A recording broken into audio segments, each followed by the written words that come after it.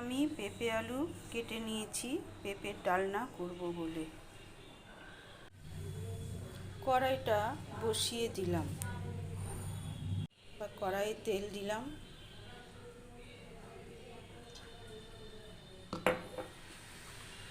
তেল থেকে যতক্ষণ ধোঁয়া না উঠবে ততক্ষণ মনে করবেন যে গরম হয়নি। তেল থেকে ধোঁয়া উঠলে আমি গোটা সাদা জিরে, একটা তেজপাতা আর একটা কাঁচা লঙ্কা দেব। যেহেতু আমরা ঝাল খুব একটা খাই না, তোমরা যদি ঝাল খাও, যে যেরকম পছন্দ করো তোমরা সেইভাবে ঝাল দিতে পারো।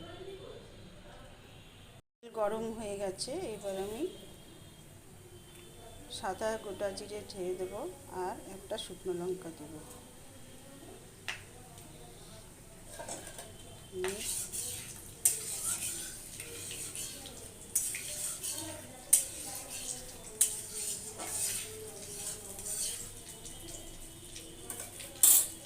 জিরে থেকে যখন ভাজার গন্ধ বেরোবে তখন আমি এই আলু আর পেঁপেটা ছেড়ে দেবো।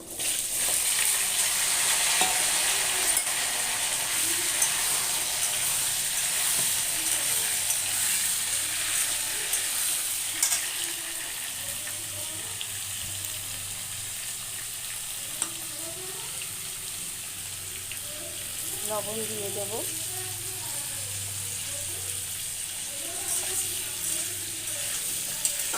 একটু আঁচিয়ে নিয়ে তারপর আমি হলুদটা দেব, তাহলে কড়াইয়ে তরকারিটা লেগে যায় না।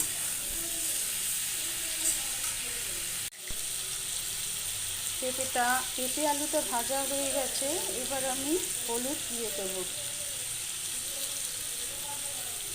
দিয়ে আবার একটু নেড়ে চেড়ে ভাজা করে নেব।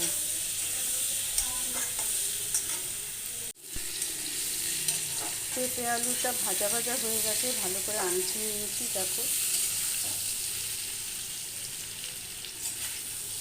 দেখো ভাজা হয়ে গেছে।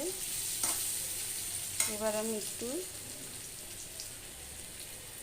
আদা বাটা দিয়ে দেবো।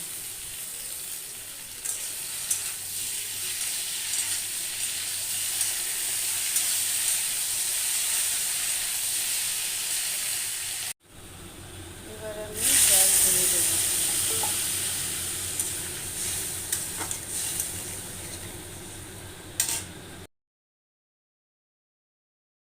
পেঁপের তরকারিটা অনেকটা হয়ে এসছে। এখানে একটা ছোট্ট টিপস দিই, আমি সবসময় ঘরে একটা মশলা করে রাখি, কিছুটা জিরে, কিছুটা ধনে, তার মধ্যে শুকনো লঙ্কা 3-4টা, একটা তেজপাতা দিয়ে রোস্ট করে সেটা গুঁড়ো করে রেখে দিই। যখন ধনে জিরে থাকে না তখন আমি এটা করি।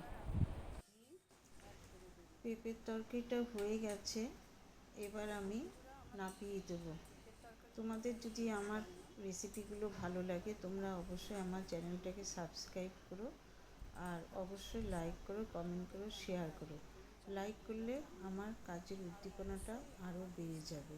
তো আজকে এই পর্যন্তই, কালকে আবার একটা নতুন রেসিপি নিয়ে তোমাদের কাছে হাজির হব। এইবার আমি পেঁপে তরকারিটা আমি ঢেলে দেব এবং গরম গরম পরিবেশন করব।